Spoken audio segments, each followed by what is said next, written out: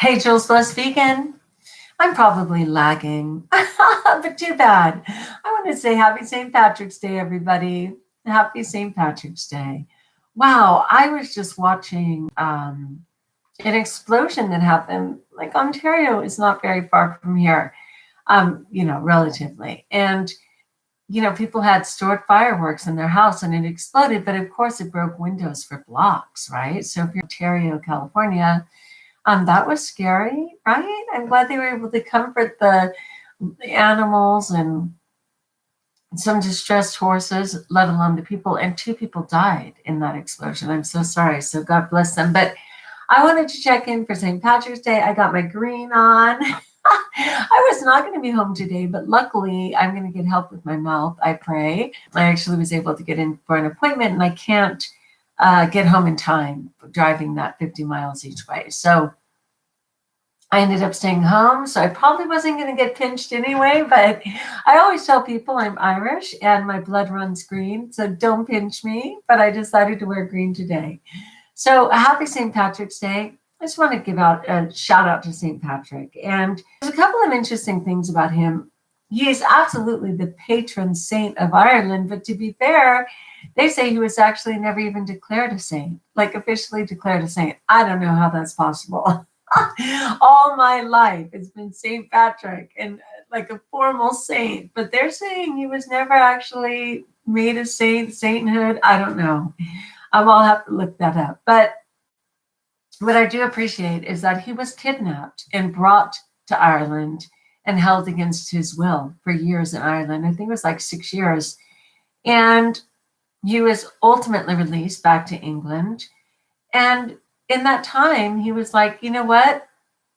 Those people need faith. Those people need to know God. They need to know Christianity in a better way. And I am going to go back to Ireland and teach them and show them that better way. Who can believe? And so, even though held against his will, a prisoner by all accounts, he went back. And he is now the patron saint of Ireland. Another thing he's known for is ridding the country of snakes. I did an entire video on St. Patrick. I think it was last year, maybe the year before. I'll include that in the description of this one because it has way more facts. I'm kind of thinking off the top of my head. But most islands don't have snakes as it is. The legend goes that he literally called all the snakes, which of course represented evil, like a serpent, right? And had them all at his feet on like a cliff. And then he essentially tricked them into walking their way right off the cliff and got rid of all the snakes in Ireland. I think it goes back to it being an island, which generally, and many of them don't even have snakes. I read about that at one point, but don't hold me to it. Do not hold it. It's like lunch recess. I'm just chiming in. Okay, but one thing that I was thinking was in the past, before I was vegan and certainly raw vegan, I absolutely loved corned beef and cabbage. Oh my God, like that was it every single year. We'd have corned beef and cabbage. And sadly, I'm not that far removed. Like the idea of it does not make me sick to my stomach. Okay. Like I think of Arby's, they have a, not called corned beef and cabbage. What is it called? Oh, a Reuben. Please. Reubens were one of my favorites. And I'm not surprised why.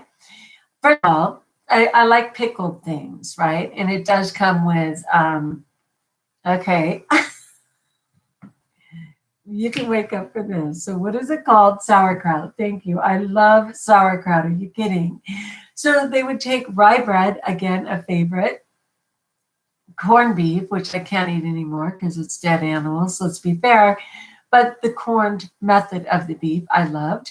And then, of course, they would put a bunch of sauerkraut, which was lovely. I love that. But then, of course, it was the super sugary sauce, right, that they would put on top of all of that. That probably kept me coming back because I'm a sugar girl. So it was probably that sauce, which, if I remember, it was kind of like Thousand Island. It may very well be Thousand Island. I don't know. But it was probably that. It was probably the sugar in that kept me coming back. But yeah, so like an Arby's corned beef Reuben reminded me of St. Patrick's Day, corned beef and cabbage all my life. And then Irish soda bread. And again, that's not raw, but I'm pretty sure Irish soda bread is something that would be okay. There's no dairy in it, if I remember right. And you literally do use soda, but it's just soda water. Some raisins, flour. There must be eggs in there. No matter what, it's not my food anymore. That's what I just say. It's not my food. So what can I have to celebrate? Well, I can certainly still have the cabbage. Yay. I can definitely still have, what else can I still have? Of course, carrots. That was a big part of it. Some people eat potatoes, but there's really no good way to do them raw. Sometimes for exceptions, I'll do something like I could do boiled potatoes if I wanted with boiled carrots and boiled cabbage and have the fun part and flavor it deliciously and let that be my meal. The thing is, what I've realized over time is that it's really important to not associate holidays with food. Like you don't always have to be figuring out the food together. And I know we're still in the COVID, but you know what I mean. It's really important because I know that when I want to go out with people and see a friend, the very first thing that comes up is, well, where should we eat? Well, what are we going to eat? Well, what are you going to want to eat? Like no matter what. And it's like, could we just have good conversation? Oh, really? But we're not going to eat? Could we go for a walk? Well, yeah, but which restaurant are we walking to? You know what I mean? It's just in the mindset. That's not true for every country.